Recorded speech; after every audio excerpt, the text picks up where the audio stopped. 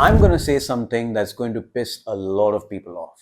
You're not stuck in a bad relationship because of your partner. You're stuck in a bad relationship because of you. In this video, I'm going to go over 5 or 6 points that are so crucial. These are things that you need to know if you're right now stuck in a relationship that is going down the drain. And it might just save your relationship. So make sure you watch this all the way to the end. Let's get started. Hi, my name is Jay, and over the last 5.5 years, I've been working with hundreds of people, helping them overcome their own internal patterns of love, patterns of relationships, both romantic, business, professional, personal, doesn't matter. Because relationships are the interaction of patterns of two different people. Most relationships aren't ruined by what happened, not because of he said this, not because of she said that, but because they collapse under the pressure of both the partners projecting their own fears and insecurities onto each other. It's because people don't know how to process their own pain, their trigger points. They don't realize that what they're going to see in the world is nothing but a reflection of what's going on the inside. When people meet me about their relationships, it's always a blame game. He did this, she did that. Everything is okay with me, everything is fine with me, but my partner is the problem. My husband is the problem. My wife is the problem. People don't look at themselves. The only way that your relationship can start improving is by improving your own emotional habits, your own reactions, your own identity as an individual, as well as within that relationship. If you're waiting for the other person to apologize, you can keep waiting forever because it may never happen.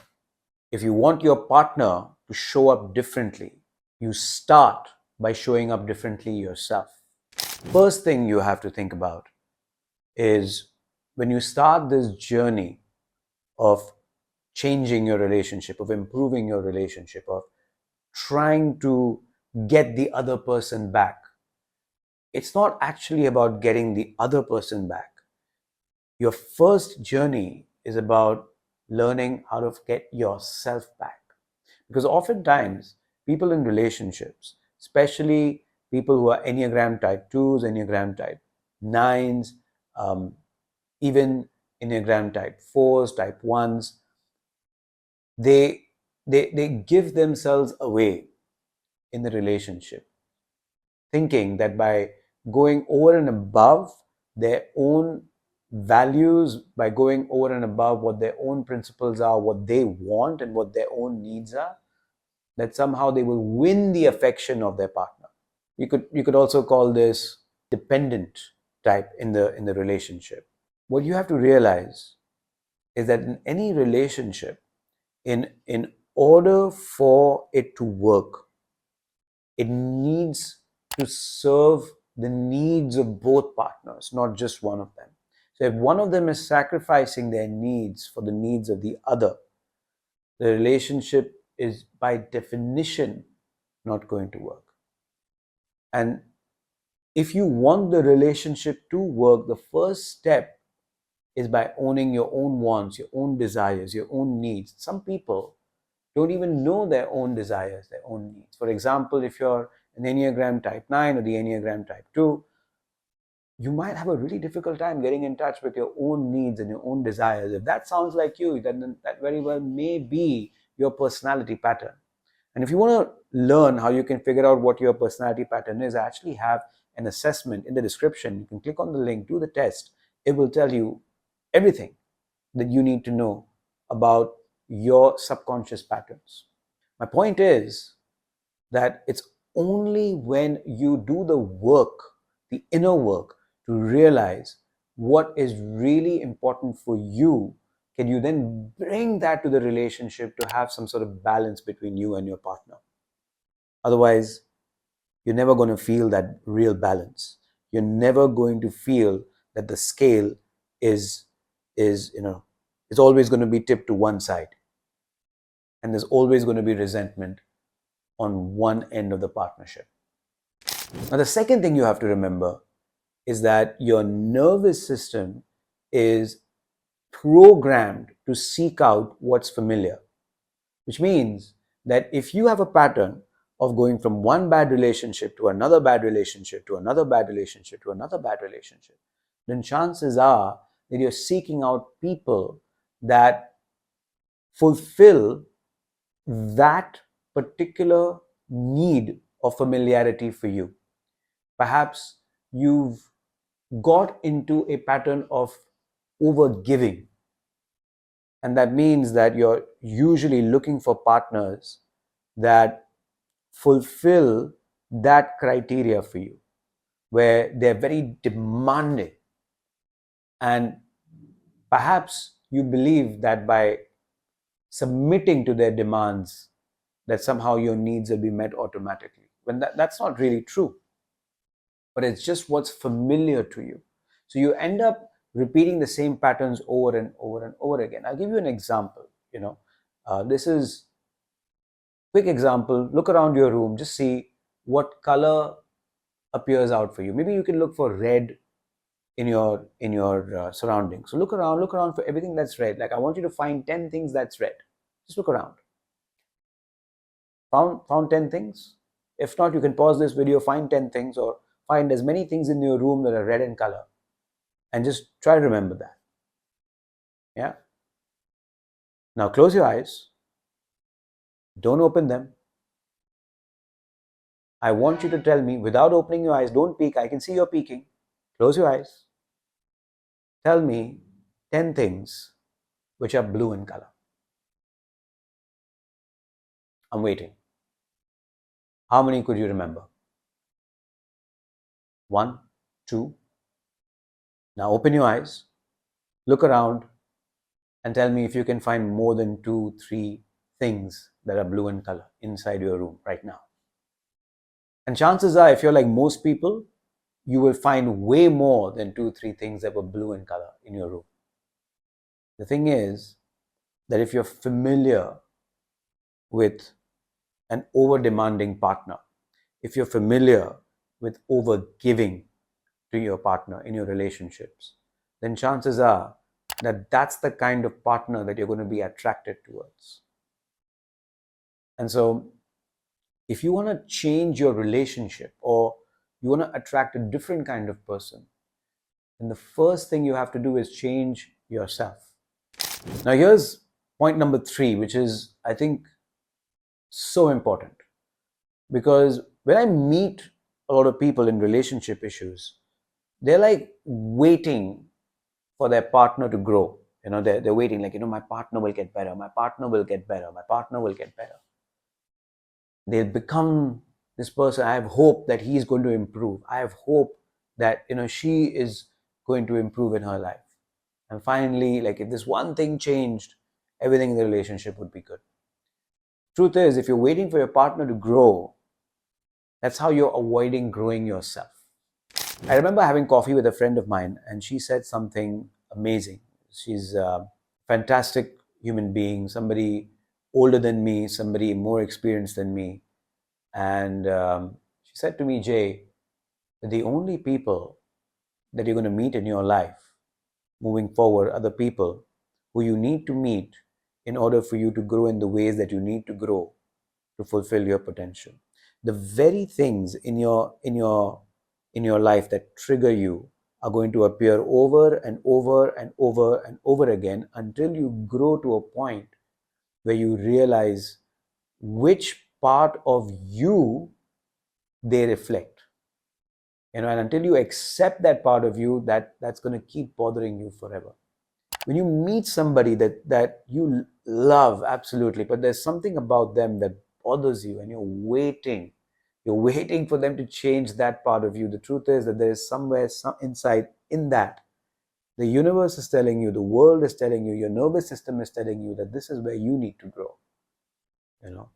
If you're judging someone for maybe being too fat, maybe you can acknowledge that they're fat without the judgment. If You're craving something from your partner that they are not able to give you. Perhaps it's time for you to find another way to meet that need that is completely dependent upon you as a human being. It is so important that you don't wait for other people. You don't wait for your partner to pick up the slack.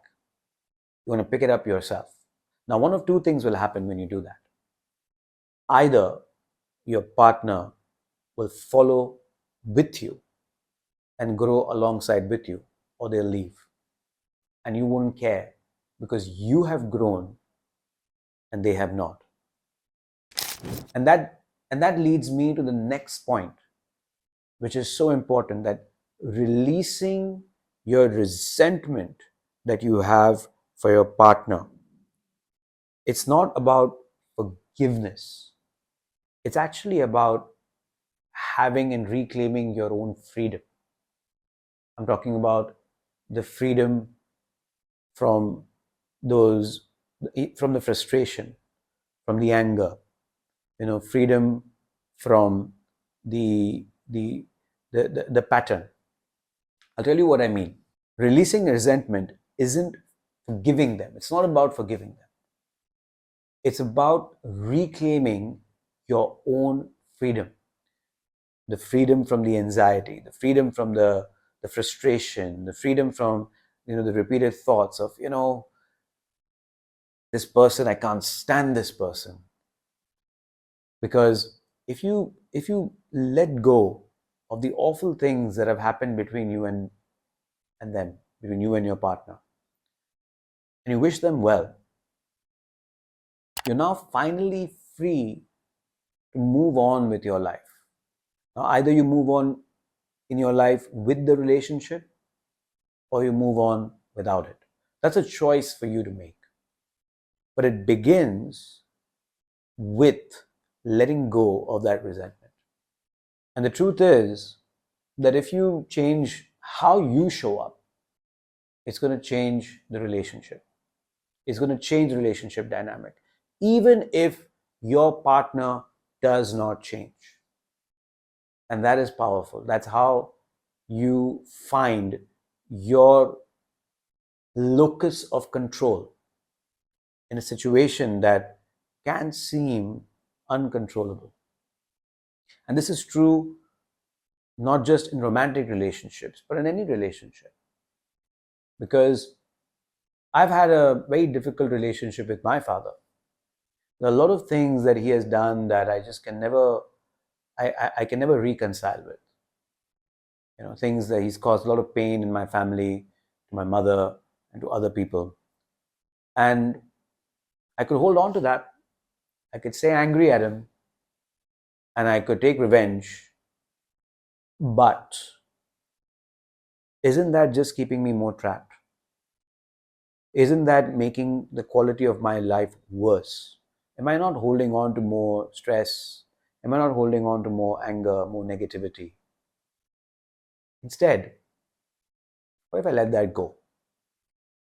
What if I continue to fulfill my duties as a son without attaching myself emotionally to how he behaves, what he does? Being very upfront over here, because I know people go through very, very difficult situations, very complicated situations within their families, within their relationships. And the difficult thing to realize, but a difficult truth, is that some people will never change. You try to help them out as much as you like, but they're not going to change. You have to change if you want to move on, if you're looking to improve the quality of your life, of your relationships. Don't wait for your partner to take responsibility.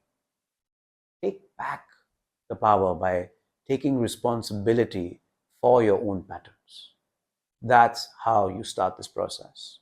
If you want to learn more about your patterns, then there's a link in the description where you can take a Enneagram personality test that will tell you everything about your subconscious patterns. Extremely powerful. So I have thousands of people do that test. Brilliant. Second thing is I have a link to a space, an incubator for inner transformation. It's called the Breakthrough Lab. It's a private community. Not everybody gets in, but right now you can. So there's a link in the description. Click on that. It'll take you to that space. I'm there personally, and you get a chance to interact with me as well.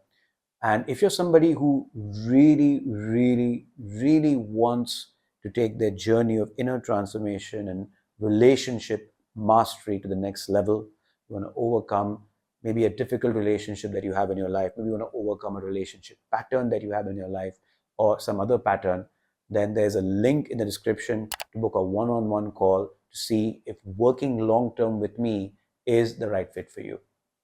I hope that you found this video useful. I'll see you soon. Take care. Bye-bye.